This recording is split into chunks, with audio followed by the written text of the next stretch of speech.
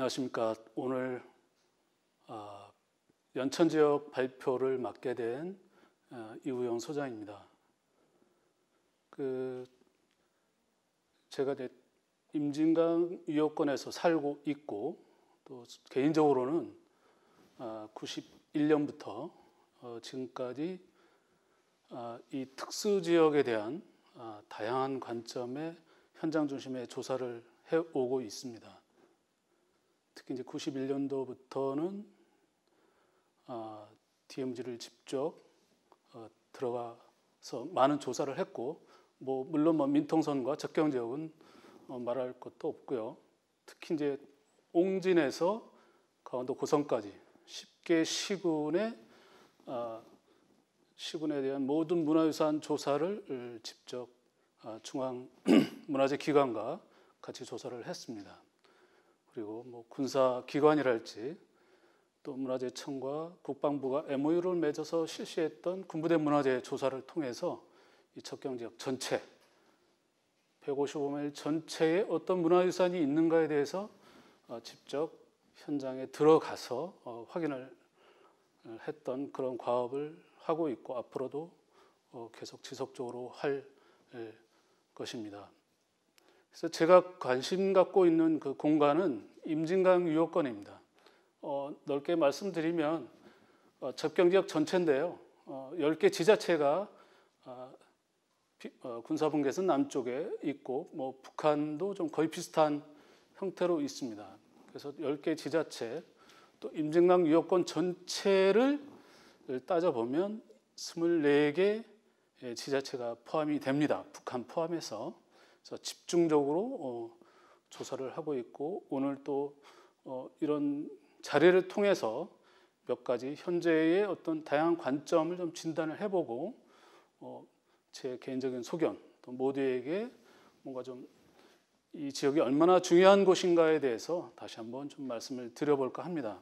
오늘 접경지역 인문학 포럼에서 그것이 우리의 모든 어떤 그동안 알고 있었던 사실이 좀 인식의 전환이 돼서 우리가 너무나 소중한 것을 놓치고 살아왔구나 라는 것을 좀 모두가 성찰하는 그런 시간이 되었으면 하는 바람입니다.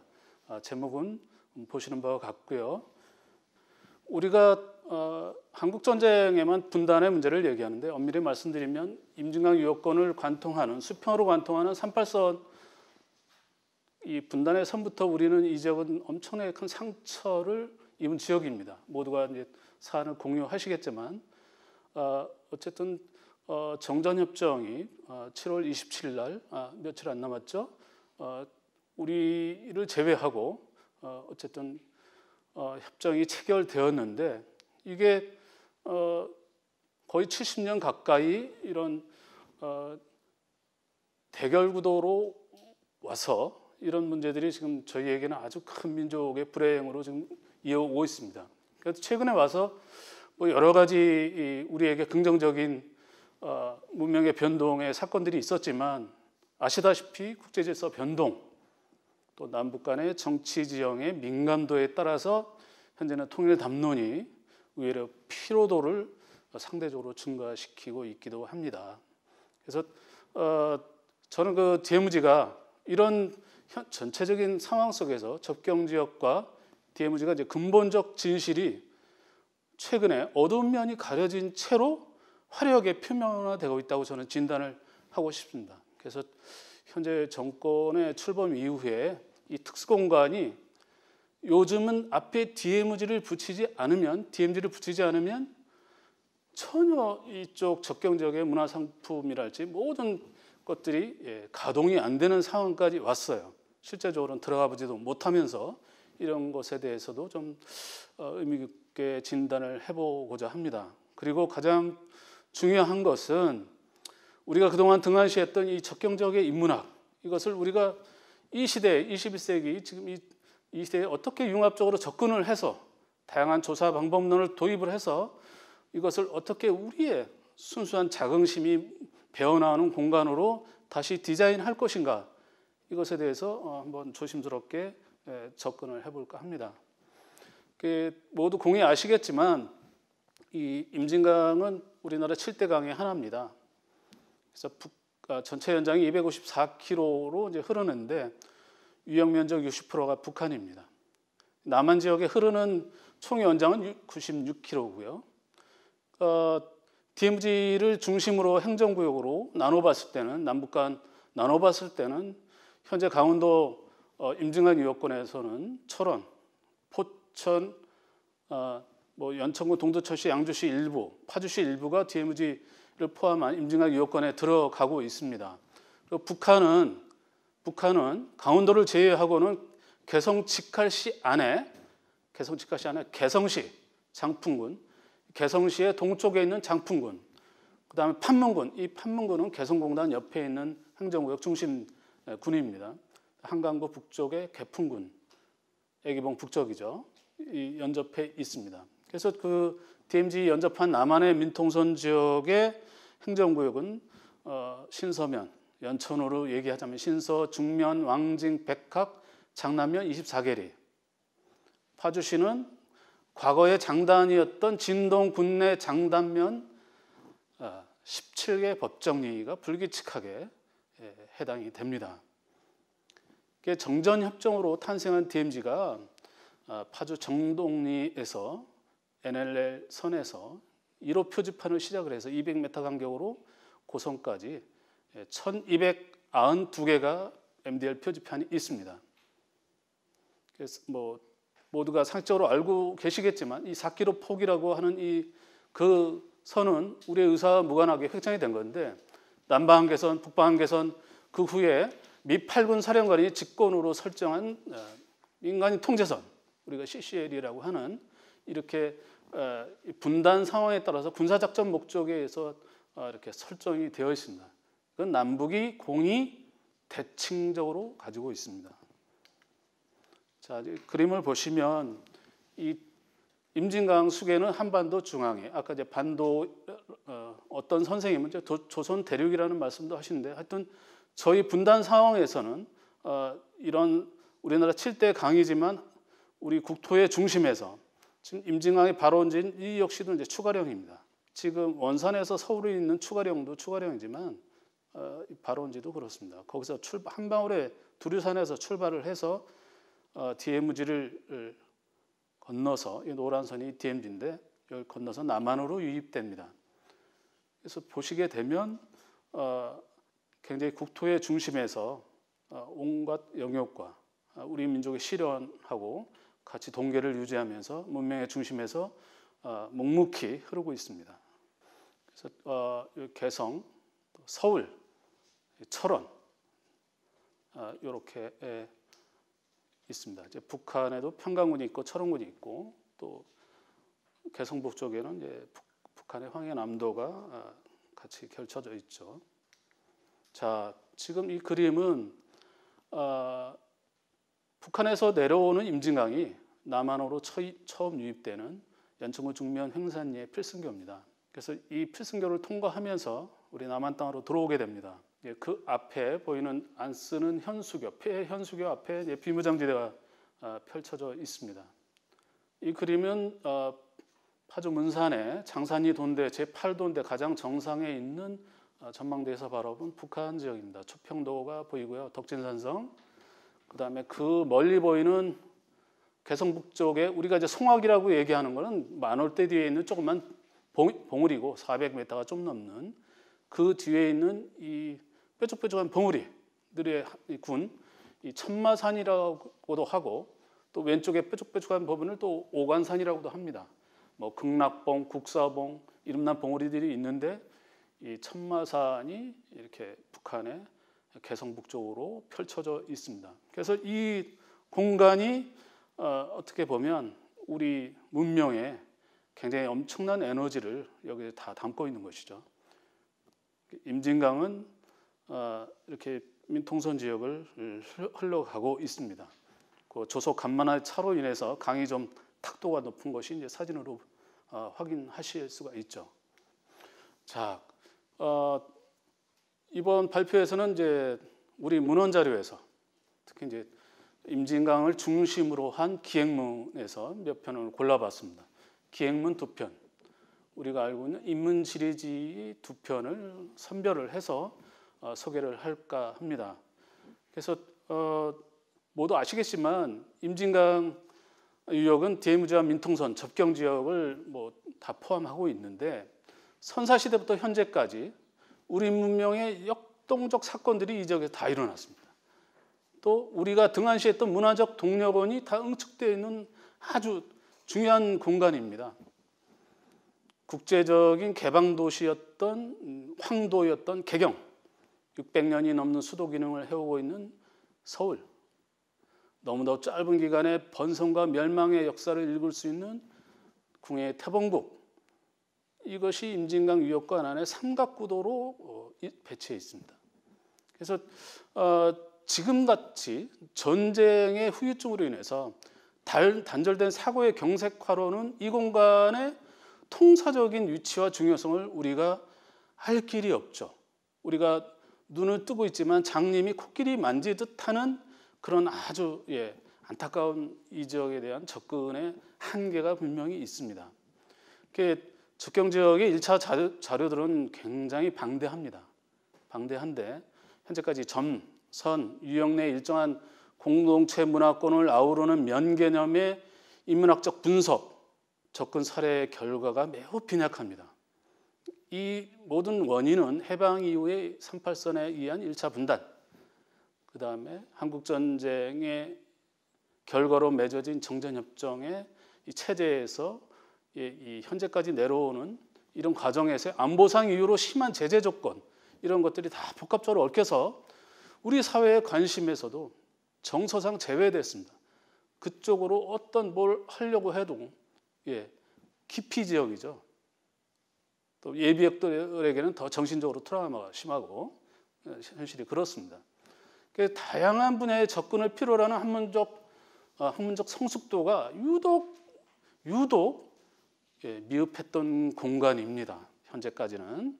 그래서 이러한 현재 여건에서 임진강 유역권의 중요도와 인문학적인 1차 기초문헌 자료를 우리가 객관적으로 출연한다고 하면은 기획문학의 임진강을 중심으로 하는 기획문학의 백미는 역시 이 지역의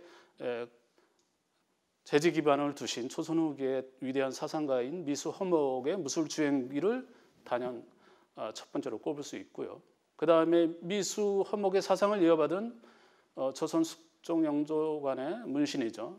연천 현감도 3년 넘게 역임했던 청천 신유환의 징파강 범월기, 이 두 편이 가장 손꼽을 수 있는 문학적, 고고학적 그런 광범위한 모든 것을 담고 있습니다. 우리가 일반적인 조선시대의 지리지, 관찬이든 사찬이든 읍지를 제외하고 임진강 유역의 광역의 인문지리서로는 다산 정약용의 아방강역고에 있는 대동수경을 저희가 꼽을 수 있죠. 이 대동수경은 이 자리를 빌어서 말씀을 드리면 다산 선생님의 창조적 작품이 아닙니다. 이미 그 전에 성어문화에 있던 소남 윤동규 선생님이 모든 초고를 완성해 놓은 거예요. 행장에 보면 다 그렇게 되어 있습니다. 그래서 그것을 조금 더 보충하신 거죠. 유배기간에. 그래서 그 다음에 포천에 기반을 둔 영경제 성혜영 선생의 동수경을 꼽을 수 있습니다. 방대한 원전 자료도 있긴 하지만 이 가운데서 무술주행기로 한번 들어가 보겠습니다. 무술주행기는 조선 후기 정치 사상가 연천 출신의 미수 허목의 저작입니다. 기현별집 권 15의 기행편에 수록되어 있고요. 이 무술연이라고 하는 것은 미수 허목이 64세 되던 효정 9년 1658년 6월에 정치적으로는 가까운 일문이죠. 허적과의 어떤 그런 갈등이 좀 표면화돼서 이런 사건들을 다 내려놓고 중앙 정계를 등지고 기거래 하는 겁니다. 여러 가지 또 복잡한 요인이 많습니다만은 그래서 한양의 옹기점, 마포 근처의 옹기점에서 물대를 맞춰서 썰물대 배를 타고 나가서 우리가 좀 전에 말씀 많이 하셨던 조강, 삼기야, 삼국시대의 처음에 교화의 이름이었던 어을매, 두 물이 크게 어울린다. 이런 큰 아우라지죠. 그래서 조강을 해서 물대를 맞춰서 임진강을 거슬러 올라서 당신의 선생의 고향이었던 강서리까지 가는 최단 지름길인 징파도에서 하선을 하는데 전체 3박 4일 120km를 100길로 이동하신 기행문입니다. 그래서 이 내용 안에는 풍부한 자연 환경이 묘사되어 있고 특히 미수가 평생 천착했던 고학, 역사적 사실에 대해서 깊이 있는 시각의 고고인문학적 자료들이 무술주행기 안에 다 배어 있습니다. 그런데 우리가 중요한 것은 무술주행기만 우리가 1차적으로 접한다고 해서 임진강 유역을 다 이해하면 할 수 있으면 좋겠는데 그렇지는 않습니다. 우리가 방대한 기원이라고 하는 문헌을 다 읽어보면 그 파편화된 것들을 다 모으면 실로 놀랍고 미수의 어떤 심미안적인 그런 관점들이 참 대단하신 우리의 앞선 분이시구나 라고 하는 것을 느낄 수 있게 되죠. 이 무술주행기 한편으로도 그분이 평생 추구했던 박학의 경지를 깊게 드러내고 있습니다. 그래서 임진강 기행문학의 백미로 꼽을 수 있죠. 미수 선생님의 영정입니다. 우의정 때 모습이시죠. 본문 번역본을 들어가 보겠습니다. 서울에서 출발을 해서 통일전망대 앞에 삼기합까지 오는 과정은 생략을 했습니다. 조강에서 물대를 만나서 오른쪽으로 탄현을 두고 그 위쪽이 낙하 쭉 올라옵니다. 그러니까 여기서 등장하는 이제 개별의 인물이 나오는데 이분들은 미수 선생의 사상의 형성에 아주 중요하게 작용했던 분들이에요. 허암 정일양 이분이 화담 학파에 굉장히 중요한 위치를 차지하고 계시는 분이거든요. 그래서 이걸 계속 이 문헌에서 드러내고 계시죠. 그래서 피의 자취를 감추었다. 이런 허암의 사실도 얘기를 한 거죠. 여기서 미수의 심정을 드러내는 겁니다. 허암 선생처럼 나도 뭔가 이 복잡한 이 정치 구조에서 뭐 그런 개인의 어떤 수련을 했다고 할까요? 이런 거 쭉 나오는 거죠. 그래서 범포에 이르자 물맛이 짠기가 가시기 시작하고 그렇게 해서 임진 여울의 아래에 이르자 맑은 강이 되었다. 여기는 이제 이미 물대가 임진강에 많은 맑은 문들이 섞여서 좀 강의 탁도가 점점 맑아지는 거죠. 그래서 여기서 순풍을 만나서 이제 돛을 올린 거죠. 그러니까 그 전까지는 조석 간만의 차로 밀물 따라 올라온 겁니다. 밀물 따라. 그래서 강 안에 비로소 바위절벽이 보이기 시작하였고 여기서 이제 주상절리가 오른쪽 왼쪽으로 펼쳐지기 시작한 거죠. 그러니까 실제적으로 오리산에서 폭발한 어마어마한 마그마가 용암이 하나의 벨트로 이루고 끊어지지 않고 연결된 것은 화석정까지입니다. 김포 북쪽, 교동도 북쪽에도 일부 붙어 있긴 하지만 실제적으로는 연결로 보면 화석정 그 근방까지 이 바위절벽이 이어지고 있죠. 그래서 여기서 율곡 선생에 대한 별장에 언급을 하고 여기서 한벽정, 창랑정 모두 성씨 집안의 옛 별장. 이건 뭐 파주에서 너무나 잘 아실 겁니다. 예. 그 지금 전진교에 이르기까지 화석정에서 전진교 이르기까지 정자가 3개가 있었는데 여기 이제 2 정자를 이제 언급을 하셨어요. 예. 그다음에 북안에 저군. 이 저군이 있는데 이 저군은 우리 말로 현재 진동면의 하포리의 저운이라고 합니다. 저운이 사심 선생 이분을 또 언급을 하셨어요. 사심 선생도 한산희 씨 모군의 후손으로서 평생 고하게 아주 아름다운 행실을 했던 분이죠. 만각 이정호라고 하는 분입니다. 묘가 거기에 있고요. 묘가를 직접 찬화해 주셨죠. 쭉 사심과의 얘기를 합니다. 자, 그래서 협곡 입구에 들어서자 절벽에 깎아지는 듯하고 물은 막디 맑았다. 날이 저물어 산기운이 더욱 깊어졌다. 여기 석기, 여기서 석기라고 하는 것은 고랑포를 방향으로 강을 올라갈 때 왼쪽에 현묘한 주상절리 때가 끝나는 석포라고 합니다. 거기를 얘기하죠. 우리가 이게 행정구역으로는 장남면 반정리에 해당이 됩니다. 그래서 그 위에 이제 고랑포가 나오고요.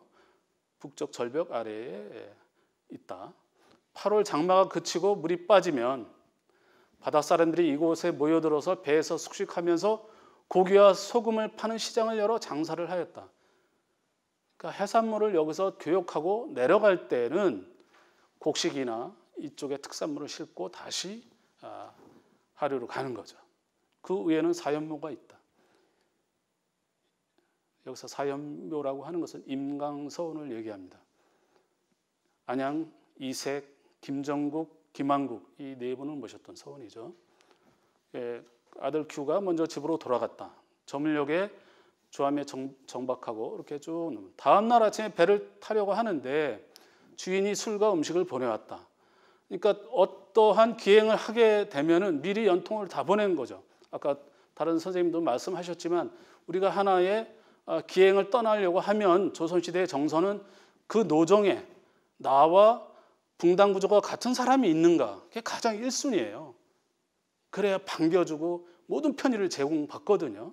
그래서 여기서 보시면은 그런 것도 다 안배가 되어 있어요.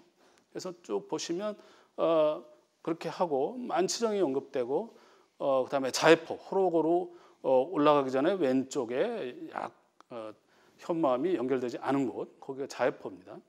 그 부관이 동포고 여기 또 임춘 얘기가 나와요.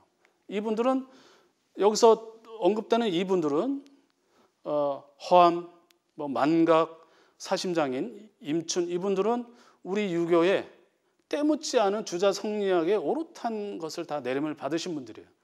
그래서 정치적인 변동 속에서 조선의 유학을 드러내려고 했던 분이죠. 우리가 경도된 조선 후기의 정치 질서에서 주작 일변도가 아니고 그런 겁니다. 미수 선생님의 절체 문정에 보면 이런 분들을 계속 드러냄으로써 조선이 조선다운 학문을 해야 된다고 하는 것이 끊임없이 배어나오죠. 그냥 우리가 기행을 하는 게 아니고 여기 수없이 많은 치줄 날줄들이 얽혀 있는 거죠. 저물역의 호로탄에 올라가니 그 위에 육계가 있고 보루가 있고 그래서 굉장히 중요한 기록입니다. 옛 보루가 있다. 이 기록을 가지고 91년도에 성을 2개 찾은 거죠. 하류에서는 또 삼이천 얘기가 나오고 옛 성을 두고 옛 강을 두고 상 위에 성이 서로 마주보고 절벽으로 인해서 견고하게 남아있다. 여기서 보시게 되면 오른쪽에 육계토성을 언급하는 건데 만호가 지키던 보루였다. 그러니까 이 미수 선생님은 우리가 얘기하는 한사군을 얘기할 때 대방의 수도를 육계토성으로 보시는 거예요. 우리가 고고학계에서 얘기하는 하북일해성 여러 가지 지금 검토가 되고 있지만 그만큼 만호가 지키던 보루라 이런 것들을 본인이 철저하게 고증학을 통해서 이것을 계속 강조하시는 거죠. 그래서 예전에 고사도 드러내고 그렇습니다. 그래서 칠중성 얘기도 나오고 그러니까 신라와 고구려 두 나라의 접경지대였다고 한다. 이걸 이제 예전에 삼국사기나 이런 것들 다 이분이 이미 다 독파하신 거죠. 강가의 가막산에는 서린기 사당이 있는데 지금 미신으로 봤더니 음사가 되었다. 서린기 사당이 있고 국가에서 지내는 중사를 지내는 또 다른 제사 공간이 또 있습니다. 가막산 정상에는 2채의 건물이 따로 있었어요. 그래서 노자함을 지나 석포에 이르니 강산의 경치가 내려올수록 더욱 아름다웠다. 가막산 정상에 있는 가막산 고비죠. 형태는 북한산 진흥원 순수비와 크기, 제작 방법 똑같습니다. 다만 비문이 마멸돼서 알 수 없다는 것 외에는 똑같죠. 그러니까 삼국이 경계라고 하는 것이 이제 신라가 6세기 중반에 이 지역을 점령하면서 그것을 순수를 기념하기 위해서 세웠던 것이 우리 지역 임진강 유역권에 있는 겁니다. 자, 묘술쟁기 계속 이어가겠습니다. 강의 위쪽에 앙암이 있어 가장 기이한 절경을 이룬다. 앙암에는 바위봉우리 높은 절벽 종못이 있는데 여기서 이제 숭의전 앞에 있는 임진강의 종연을 얘기합니다. 숭의전 창건 이런 것들을 여기도 얘기하고 그 동쪽에는 숭의전의 역대 왕들과 공신들을 영원을 위로하는 원찰인 암미사가 있다라고도 이제 언급을 하죠. 그래서 조선시대에 우리 문인들이 기피했던 이런 세속적인 우리 그런 것까지 다 언급을 합니다. 예. 하나도 놓치는 게 없는 거죠. 털끝만한 것도. 예. 그래서 마전으로 올라오셔서 강가 절벽 위에는 옛 보루가 있는데 그 위에 총사가 들어섰다. 그 앞에 포구를 당포라고 하는데 큰 물이 들면 나룻길이 열린다. 제가 기원을 1988년 겨울에 처음 완독을 했는데 요겁니다. 마전 앞에 강가의 절벽에 옛 보루가 있는데 요 짤막한 요 한자로 하면 한 7글자밖에 안 되는데요. 요 글자를 가지고 당포성을 1991년에 찾아냈죠. 현장에 가서 찾아내서 1차, 2차 발굴 다 했고, 예. 그래서 요 기록 근거로 인해서 당포성이 국가 사적이 되고 남한 내 고구려 유적으로서 원형 그대로 각광을 받고 있는 거죠. 그러니까 이미 미수 선생님은 이 역사적 사실에 모든 것을 다 꿰뚫고 계셨던 거예요. 그러니까 우리나라의 저는 최초의 고고학자라고 하는 거죠. 고고학의 비조라고 그런 수식어를 저는 올립니다. 그래서 당포 앞을 지나서 오강을 이제 만납니다. 여기서 오강이란 두 한탄강과 임진강이 합치는 하류부, 우리가 마포리 꽃다벌을 얘기하는데 이 지역을 오강이라고 합니다. 지금으로 얘기하면 미수 선생님을 제사했던 미강사원과 도간포 사이가 되겠죠. 그래서 쭉 얘기를 합니다. 마차산 얘기가 나오고 영평에서 내려오는 물이 이곳에서 합류한다. 여기를 윗계라고 한다. 상포, 우리말로 하면 윗계죠. 아까 통일전망대 앞에서